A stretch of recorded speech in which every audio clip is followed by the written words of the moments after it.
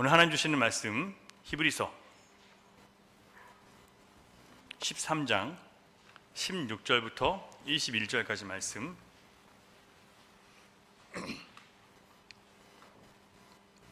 히브리서 13장 16절부터 21절 교독하겠습니다. 히브리서 13장 16절부터 21절. 오직 선을 행함과 서로 나누어 주기를 잊지 말라. 하나님은 이 같은 제사를 기뻐하시느니라.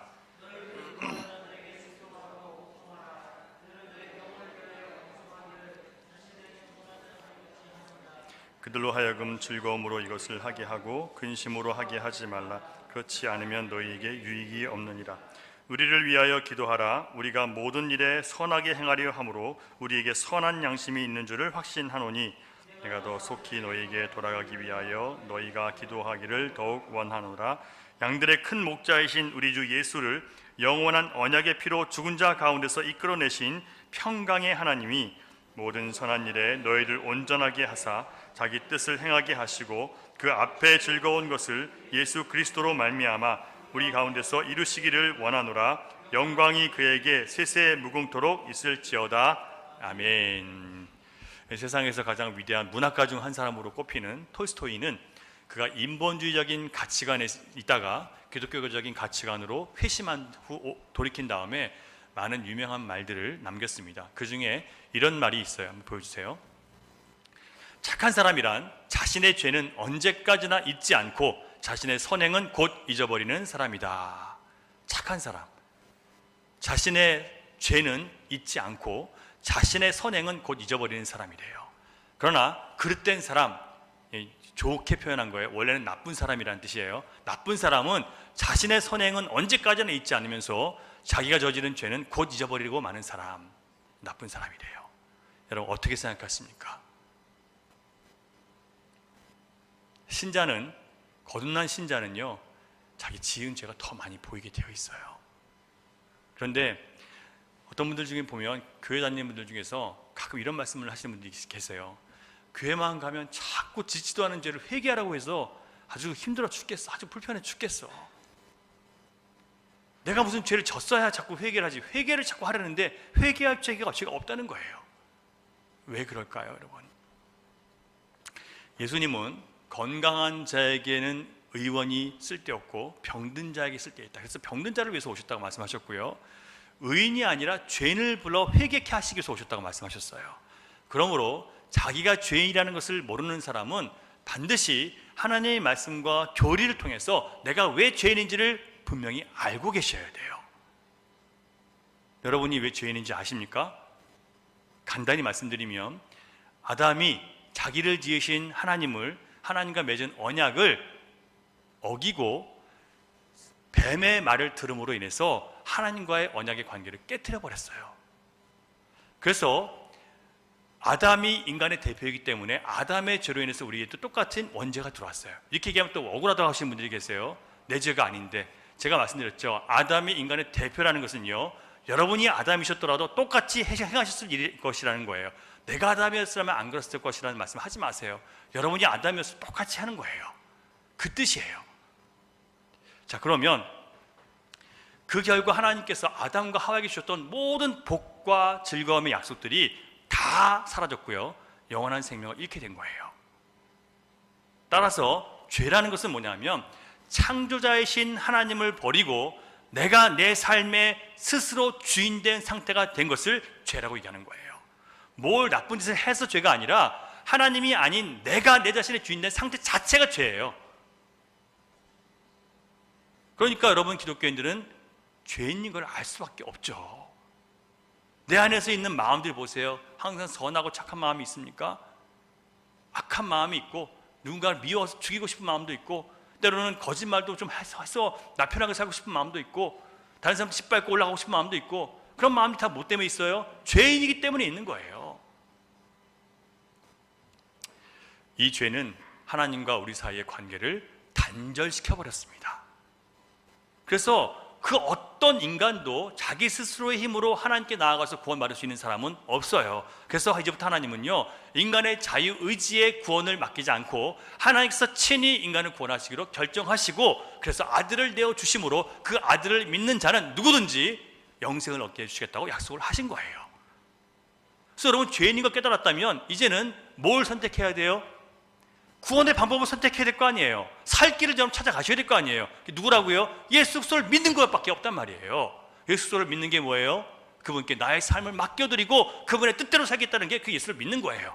그럼 여러분, 예수 믿으셨습니까? 라고 하면 정당하게 대답할 수가 없어요. 왜냐하면 믿는다고 말은 하지만 그 뜻대로 살아가지 않기 때문에, 여전히 내가 내 자신의 주인이기 때문에 이게 막 마음의 갈등과 괴로움이 생기는 거예요. 왜 우리가 회복됐음에도 불구하고 이 은혜를 누리지 못하는 줄 아세요? 하나님과 사귈 수 있는 사귐의 관계를 회복시켜 주셨는데 우리가 하나님과 사귀지 않기 때문에 그래요. 여전히 무엇 사귀어요? 세상 사람들과 사귀고 내 꿈과 사귀고 또 물질과 일과 더 사귀고, 그러니까 하나님과 사귐을 내가 포기해서 그런 거예요.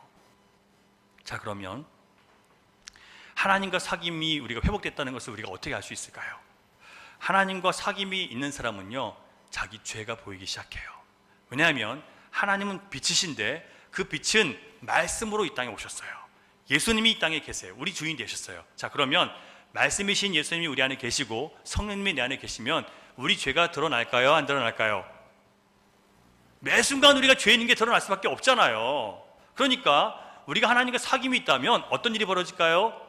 말씀 때문에 회개가 나오고 주님의 성령 인도하시 때문에 내 숨겨진 죄가 또 드러나서 또 죄송하고, 이 삶이 계속되는 거예요. 그게 하나님과 사귐이 있는 사람의 특징이에요. 요한일서 1장 8절을 보면, 만일 우리가 죄 없다 하면 스스로 속이고, 여러분, 죄 없다고 하면요, 스스로를 속이는 거예요. 죄가 진짜 없는 게 아니라 내가 내 스스로를 죄가 없는 것으로 속이는 것이지, 여러분, 죄가 없을 수 없다는 얘기예요. 여러분이 만약에 죄가 없다고 하면 진리가 그 사람 속에 없다는 뜻이에요. 왜요? 진리가 있으면 자기가 죄인인 걸 알 수밖에 없으니까. 그 진리가 뭐예요? 하나님의 말씀. 그 하나님 말씀이 내 안에 나를 비추는 것이 하나님과 사귀는 거예요.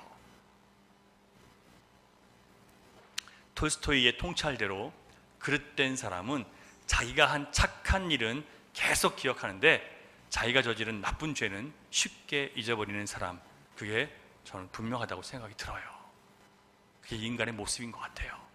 여러분들은 어떤 쪽에 서 계십니까?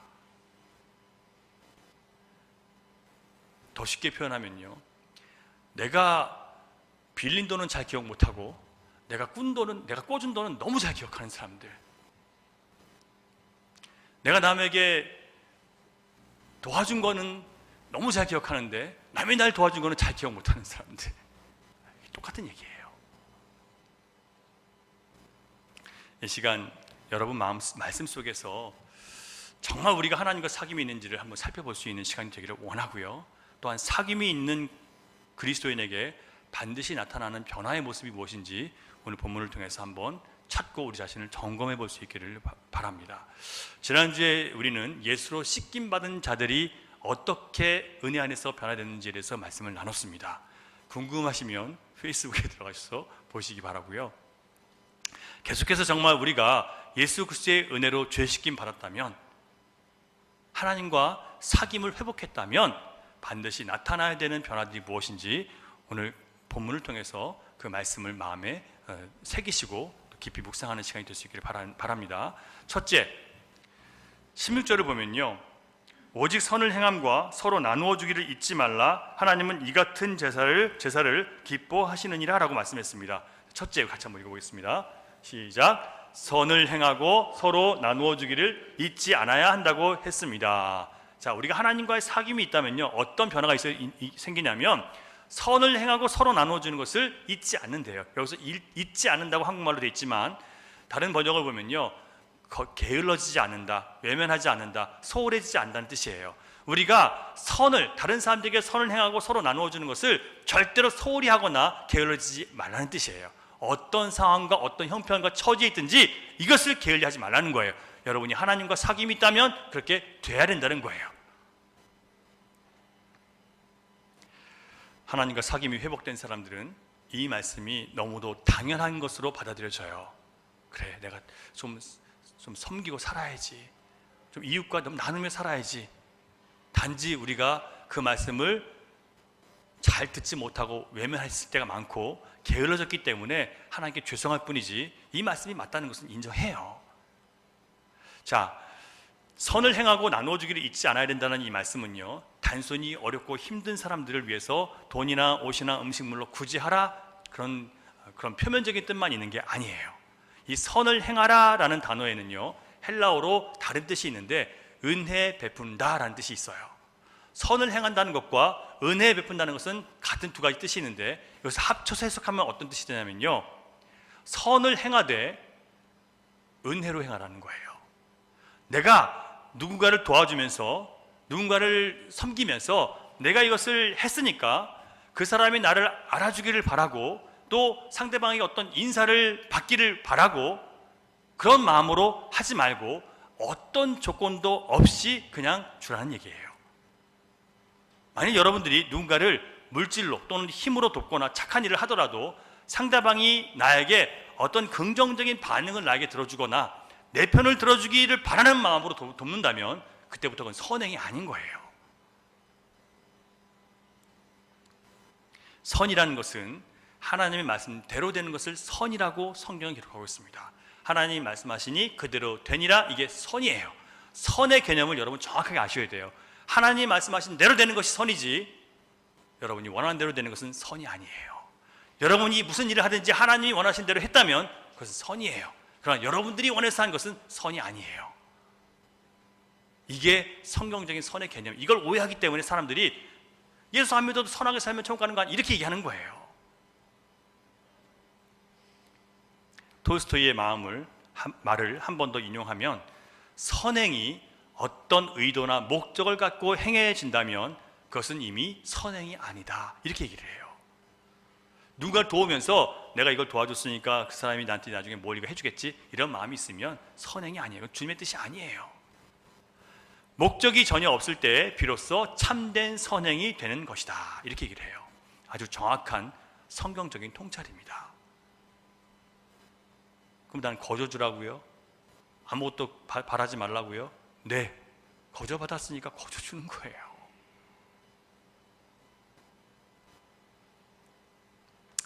하나님께서 아들을 내어주실 때 그 은혜를 알아주기를 바라고 아들을 내어주셨을까요, 여러분?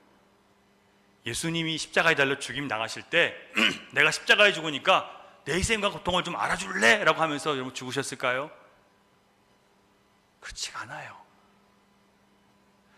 시간이 지나서 성령님께 안에서 내 죄를 깨닫고 주님이 내 죄 때문에 죽으셨다는 것을 알면요, 그 은혜가 너무 크게 깨달아져서 자기도 모르게 자발적으로 감사와 찬양을, 순종을 주님께 드리게 되는 거예요. 그러므로 내가 하는 착한 일과 이웃을 돕는 구제의 손길이 어떤 다른 의도나 목적이 없도록 여러분 하시기를 바라고요, 순수하게 주님의 명령 때문에, 주님께서 주시는 긍휼히 여기는 마음, 불쌍한 마음 때문에 선을 행하시는 저와 여러분이 되어야 돼요. 이게 주님의 뜻이에요. 주님의 선한 일에 내가 쓰임 받는 것만으로 만족하시면 돼요, 여러분. 내가 뭐라고 주님이 나 같은 사람을 쓰셔서 주님의 일을 이렇게 하실까? 그런 마음만 있으면 되는 거예요. 그게 여러분 억울하지 않고 서운하지 않을 수 있는 방법이에요. 주님의 일을 해놓고 억울하고 서운한 사람 얼마나 만족하세요? 왜 그럴까요?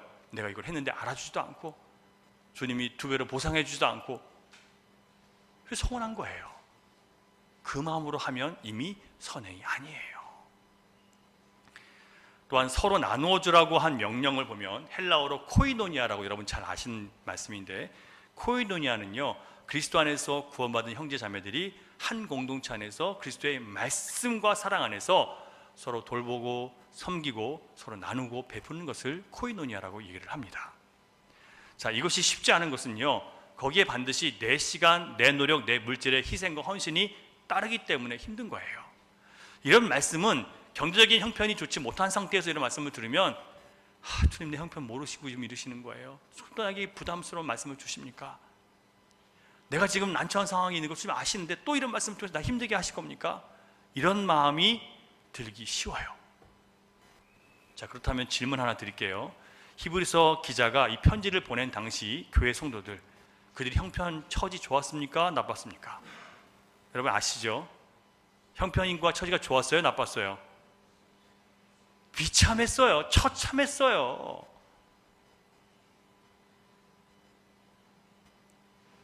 예수 믿는다는 이유 때문에 가족과 형제, 친구들로 사람들로부터 미움받고, 종교적으로 박해받고, 사회적으로 차별받고, 국가적으로 억압받고, 경제활동에서도 외면받았어요.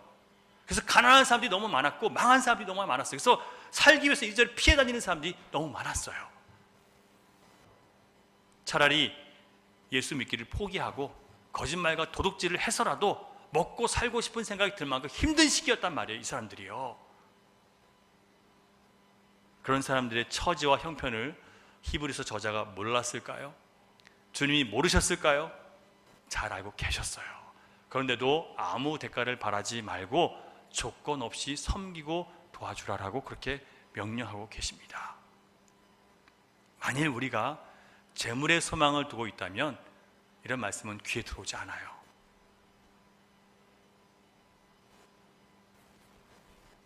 세상에 투자하고 놀고 도박할 돈은 있어도 남을 도울 돈은 없어요.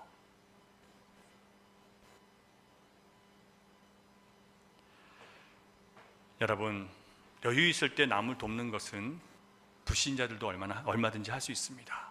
그런데 자기도 죽을 것 같이 힘들 때 나누는 것은 주님의 약속을 믿지 않으면 절대로 할 수 없어요. 여러분, 주님의 약속을 믿으십니까? 디모데전서 6장 17절을 보면요, 우리에게 모든 것을 후히 주사 누리게 하시는 하나님께 소망을 두라, 이렇게 얘기했어요. 여러분, 소망을 재물에 두면 절대 못 나눠요. 하지만 우리 소망을 하나님께 두면요, 모든 것을 풍성하게 해주실 것을 믿기 때문에 나누고 쓰고 베풀면 베풀수록 더 풍성해지는 은혜를 체험하게 되는 거예요.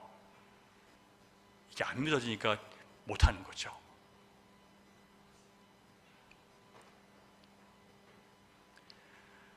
여러분, 하나님께 소망을 두는 사람은 없는 가운데서도 나눌 수 있어서 기쁜 마음이 들게 되어 있습니다. 나도 없지만 나눌 수 있어서 기쁜 거예요. 나도 완벽하지 못하지만, 나도 누군가의 도움을 받고 있지만, 그래도 또 다른 사람의 도움이 필요할 때 그걸 가만히 있지 못하고 돕는 사람, 그게 바로 하나님께 소망을 두고 사는 사람, 하나님과 사귐이 있는 사람의 모습이에요.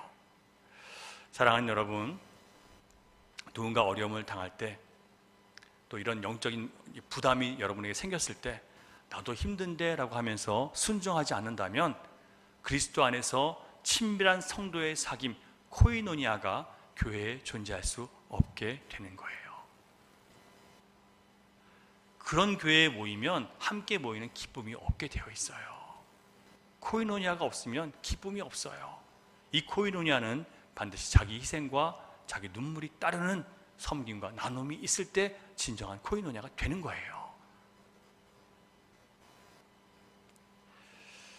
주님이 우리를 위해서 모든 고통, 희생, 수고 감당하신 것처럼 우리도 주님 때문에 이웃을 위해서 즐겁게 고통과 희생을 감당하는 법을 좀 배우고 닮아갈 수 있기를 주님의 이름으로 부탁드립니다.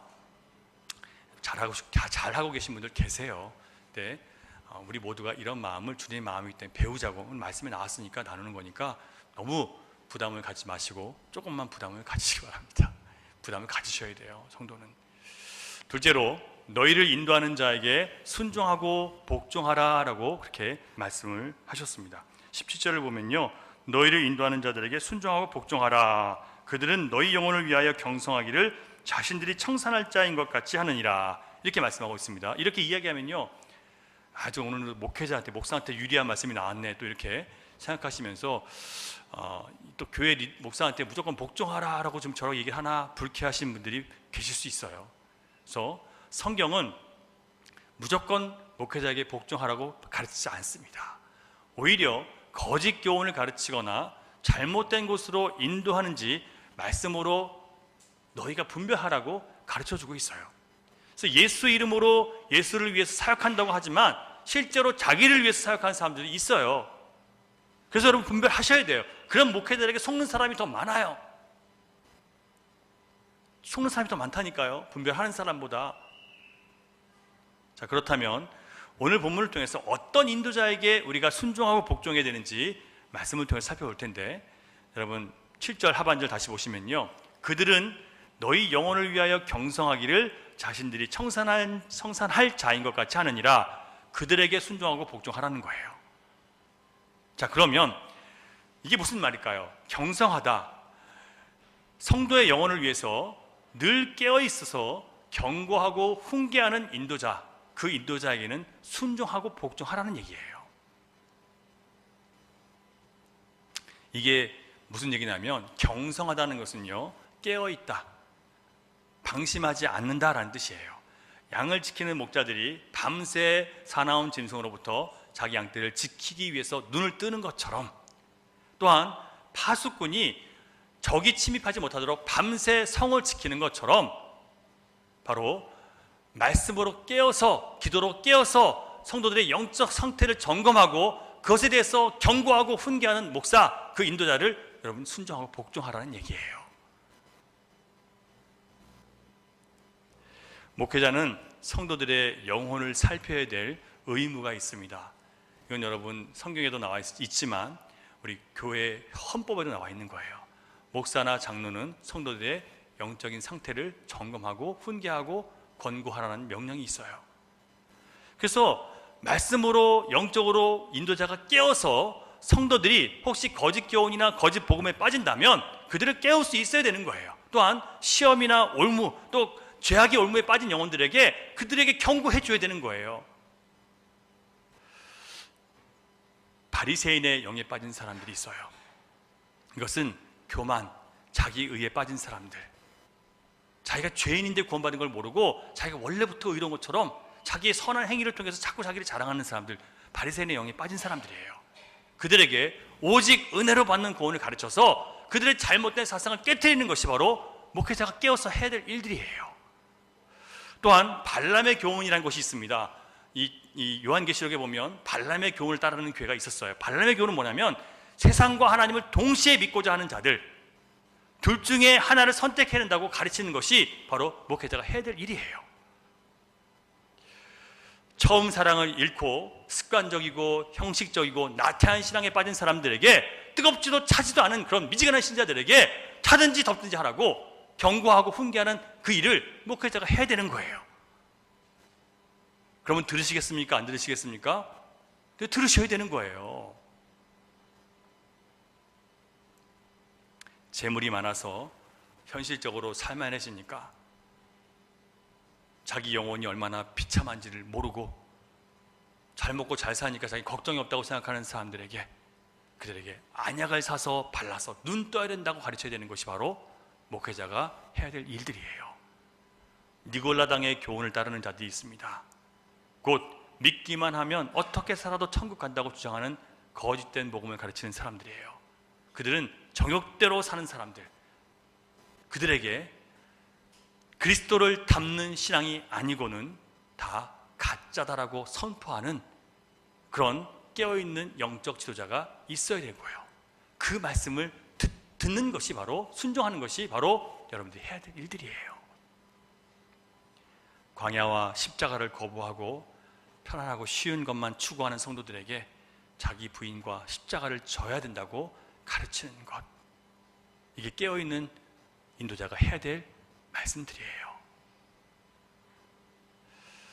이처럼 목회자나 인도자가 예수님을 잘 배우고 그 진리로 성도들에게 여러분의 영적 상태를 점검하고 분별해서 믿음으로 굳게 살라고 가르친다면, 그리고 사랑의 수고를 해야 된다고, 희생해야 된다고, 거기에 동참하라고 여러분 말씀드린다면, 그 말씀에 반발하고 거부하는 자기 자신과 싸워야 되는 거예요.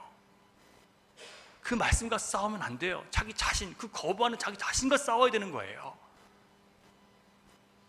순종과 복종이라는 말씀에 그런 뜻이 포함되어 있습니다. 순종이라는 단어의 헬라어 뜻을 보면요, 그 사람의 선한 의지에 동참한다라는 뜻이 있습니다. 자, 여러분, 목회자가 여러분에게 말씀을 가르쳤을 때 언제 순종해야 되냐면, 그 가르친 말씀이 하나님의 뜻이라면, 그게 하나님의 의지라면 거기에 여러분은 동참하셔야 돼요. 그게 순종이에요. 말씀을 들었는데 비록 내 마음에 들지 않지만 하나님 말씀이라는 거 여러분 인정하셨어요. 그럼 어떻게 하셔야 된다고요? 거기에 여러분이 순종하셔야 되는 거예요.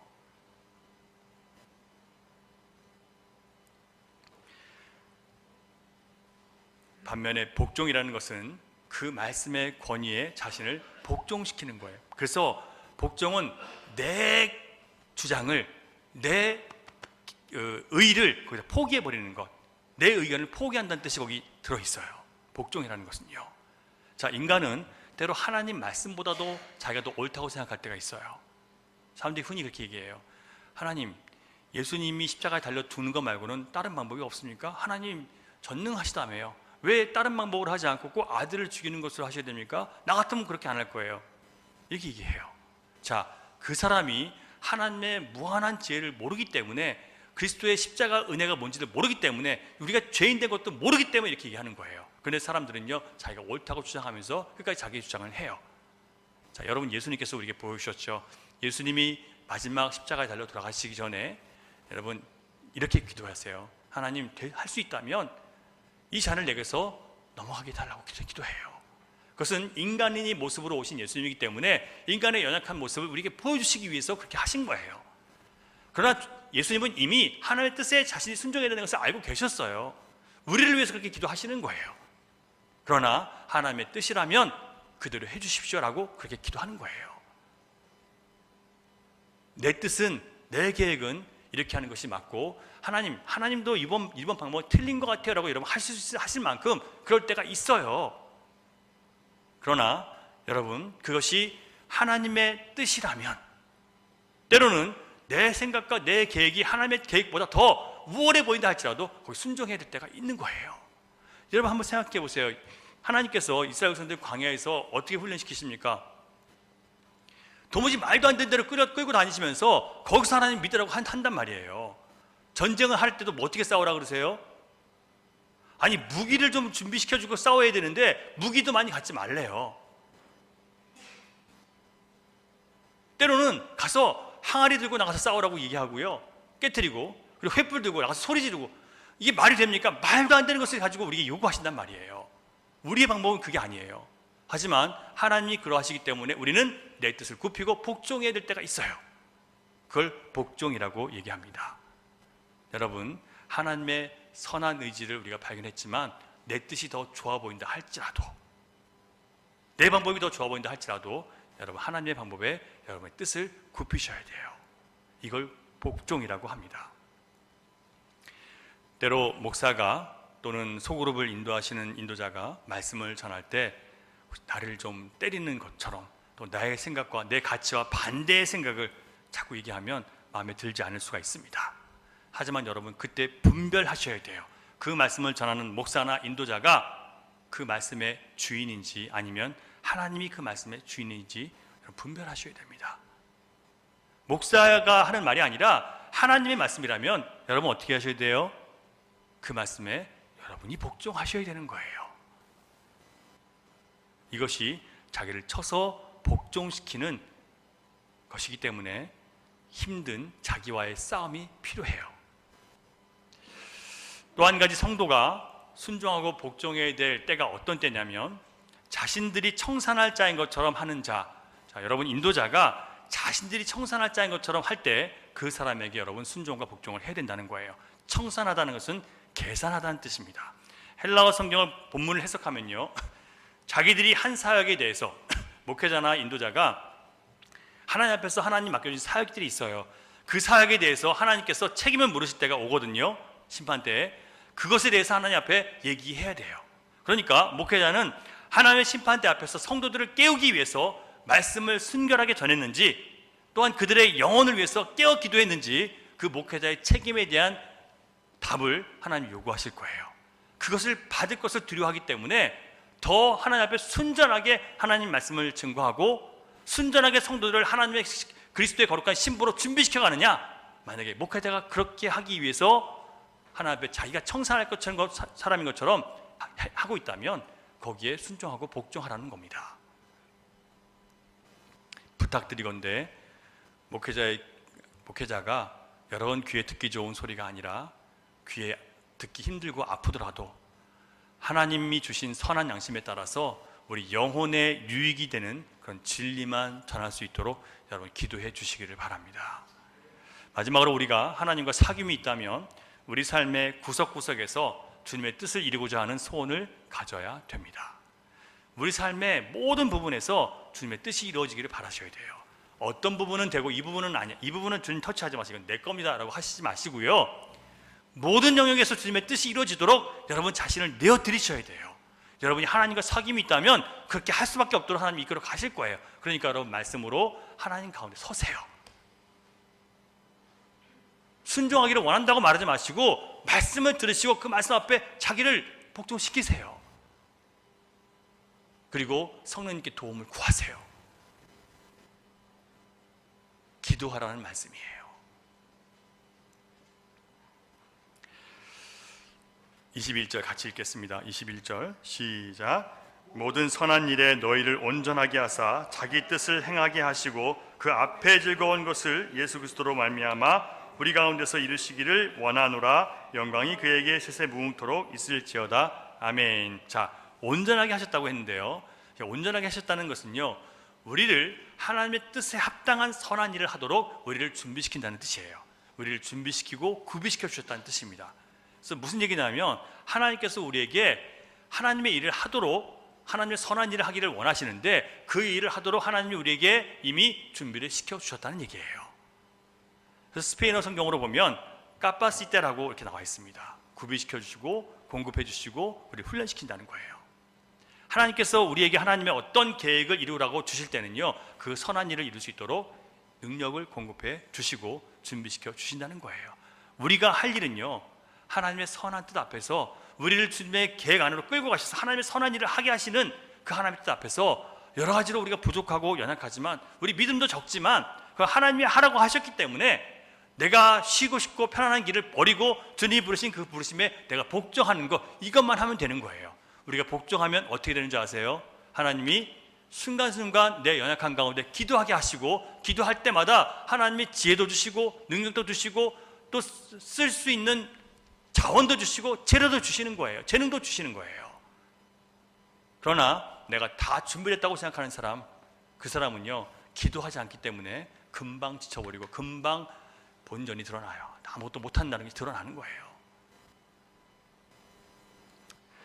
여러분, 하나님께서 우리를 이렇게 우리가 자꾸 하나님의 선한 일에 쓰임 받으라고 우리를 부르시는 이유가 있어요. 여러분들 자기 자신을 위해 살지 않고 자꾸 하나님의 선한 일에 우리를 부르시는 이유는요, 더 이상 우리가 하나님의 자녀답게 세상 사람답게 살지 않고 하나님의 자녀답게 이기적인 삶이 아니라 하나님과 이웃을 위해 사는 삶을 실제적으로 살아가도록 하시기 위해서 이렇게 우리를 부르시는 거예요. 그게 새로운 피조물의 모습이기 때문에 그래요. 여러분, 예수 믿으셨습니까? 예수 믿는 사람에게 하나님 뭐라고 말씀하시는지 아세요? 하나님을 위해서, 다른 사람들을 위해서 사랑하라고 하고 그렇게 살라고 말씀하세요. 그게 나를 위하는 거예요. 나를 위해 사는 사람은요, 정말 나를 위하는 게 아니에요. 사람마다 모두 자기의 뜻과 자기의 형편과 입장이 있습니다. 그러나 우리가 예수를 믿고 주님을 정말 나의 주인으로 모셨다면 이제부터는 내 뜻, 내 입장, 내 처지, 이거보다 하나님의 뜻을 이루기 위해서 자신의 불편한 상황과 처지와 입장을, 여러분, 희생을 감수하시기 바랍니다. 이게 주님의 뜻이에요. 신자는 일상에서 그렇게 사는 법을 배워야 됩니다. 예수님은 자기를 위해 살지 않으셨어요. 자기 입장을 내세우지도 않으셨습니다. 하나님 아버지께 철저하게 순종하는 삶을 우리에게 보여주셨어요.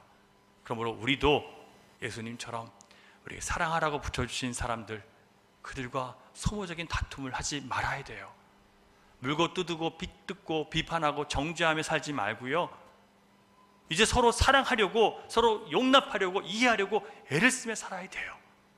주님의 뜻을 여러분들이 말씀 속에서 찾고 듣는다면 정말 하나님으로부터 오는 평강이 우리 가정과 내 삶과 내 주변에 흘러갈 수 있게 되어 있어요. 내 뜻대로 살기 때문에 안 됐을 뿐이에요.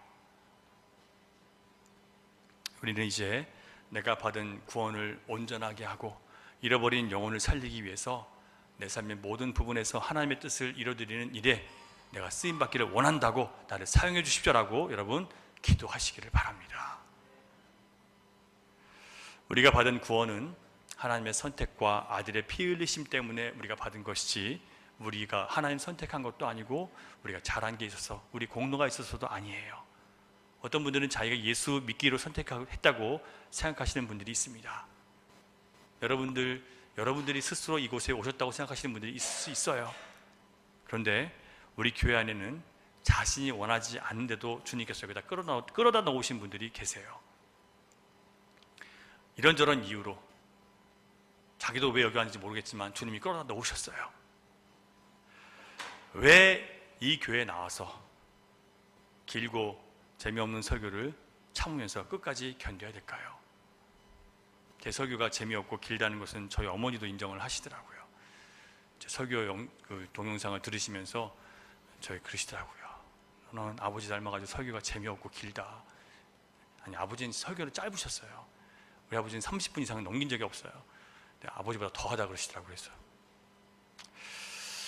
저는 여러분들을 이 교회에 불러두신 것은 여러분들을 준비시켜서 하나님이 하고자 하시는 일이 있기 때문에 이 교회에 불러 놓으셨다고 저는 믿습니다. 준비하셔야 돼요. 무장하셔야 돼요. 말씀으로, 성령으로, 기도로 여러분 무장하셔야 돼요.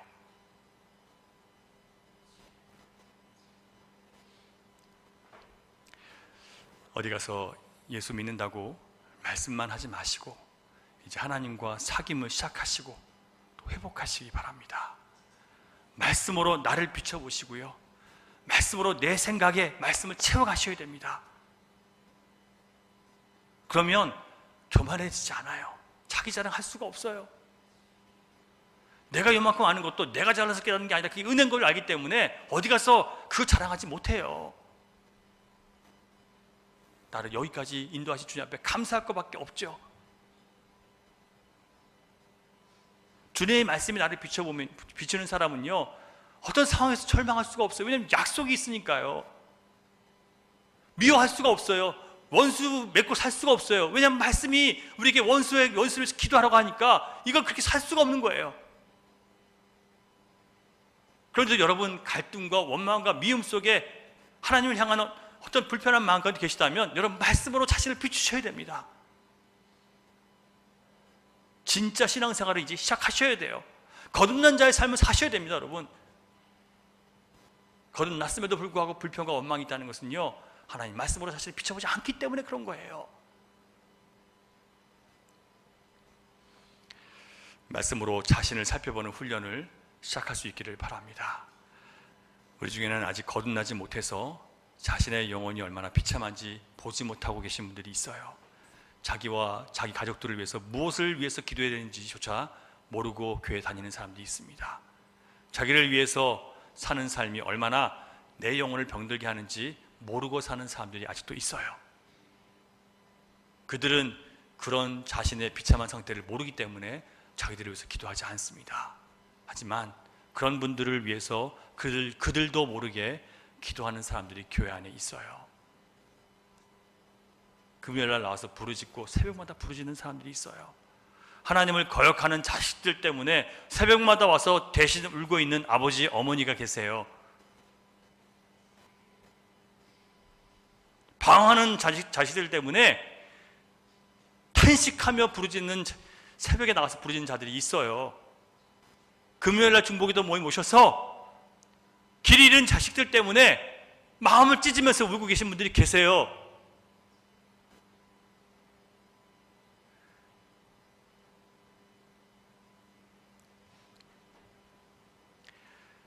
소중한 가정이 깨지고 무너진 원인이 자기 탓인 줄도 모르고 누군가를 원망만 하고 있는 자들에게, 그들을 위해서 마치 내 가족이 무너진 것처럼 같이 아파하면서 깨어 기도하는 자들이 교회 안에 있습니다. 사랑하는 여러분, 20절을 보면 우리 주님은 양들의 큰 목자라고 말씀했습니다. 큰 목자이시기 때문에 저도 양이기 때문에 큰 목자이신 예수님 말씀을 들어야만 살아요. 그래서 깨어 있어야 돼요. 제가 깨어 있어야 여러분을 깨울 수 있습니다. 여러분이 또 깨어 계셔야 저를 깨울 수 있고 서로를 깨울 수 있어요. 깨어 있다는 것은 말씀과 기도밖에 없어요. 무엇으로 여러분이 여러분 신자됨을 증명하시겠습니까? 깨어 있으면 하나님께서 말씀하세요. 깨어 있으면 하나님께서 답을 주세요. 길을 열어 주신다고요. 더 이상 변명하지 마시고 미루지 마세요.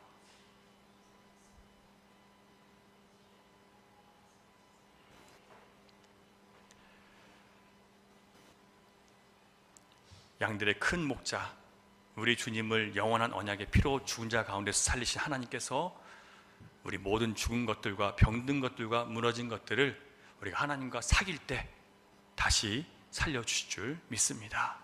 그 은혜의 하나님과 더욱 친밀한 사귐이 있는 저와 여러분 될 수 있기를 바라면서 이 말씀 전해드렸습니다.